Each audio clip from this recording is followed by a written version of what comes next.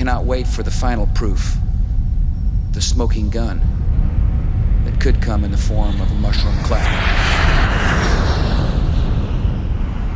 As Americans, we like to think that we're not subjected to propaganda from our own government, certainly that we're not subjected to propaganda that's trying to drag the country into war, as in the case of setting the stage for the invasion of Iraq. Saddam Hussein recently sought significant quantities of uranium from Africa. There is no doubt that Saddam Hussein now has weapons of mass destruction. Weapons of mass destruction. Botulinum, VX, sarin, nerve agent. Iraq and Al-Qaeda. Al-Qaeda. Iraq and Al-Qaeda. Terrorism. Cyber attacks. Nuclear program. Biological weapons. Cruise missiles, ballistic missiles. Chemical and biological weapons. Iraq has weapons of mass destruction. President Bush has said Iraq has weapons of mass destruction. Tony Blair has said Iraq has weapons of mass destruction. Donald Rumsfeld has said Iraq has weapons of mass destruction. Richard Butler has said they do. The United Nations has said they do. The experts have said they do.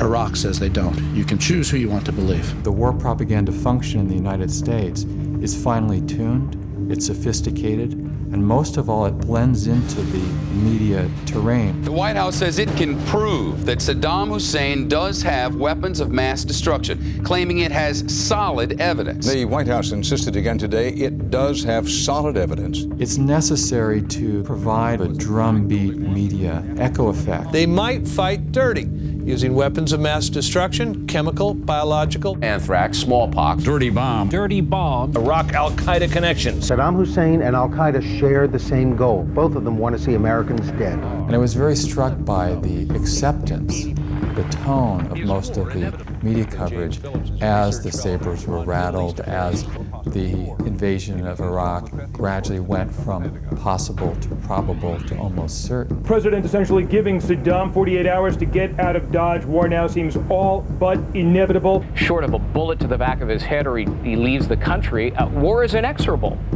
Well, I think that's exactly right. War is inevitable, and it is approaching inexorably. Is war with Iraq inevitable right now? I think it's 95% inevitable. You, at this point, right now, tonight, don't see any other option but war.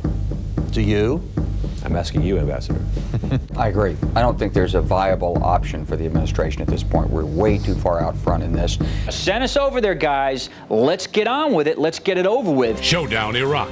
If America goes to war, turn to MSNBC and the experts. And in many ways, the U.S. news media were equal partners with the officials in Washington and on Capitol Hill in setting the agenda for war. We'll take you there.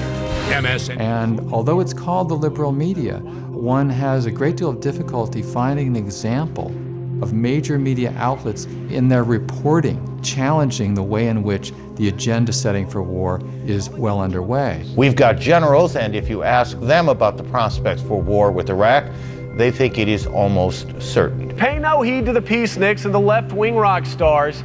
They've had their 15 minutes of fame. These people are essentially useless. They are reflexively opposed to war. It's a principled position, but it's the wrong position, and you can't take them seriously as a strategic voice. We expect every American to support our military, and if they can't do that, to shut up. And when that reporting is so much a hostage of official sources, that's when you have a problem. U.S. officials tell CNN. Bush officials says that analysts say. Pentagon officials tell us. According to U.S. intelligence. Often we're encouraged to believe that officials are the ones who make news. U.S. officials say. U.S. officials say that. U.S. officials here say. These officials here at the White House tell us. They are the ones who should be consulted to understand the situation. I just pulled these two things out. I've laundered them so you can't really tell what I'm talking about because I don't want the Iraqis to know what I'm talking about.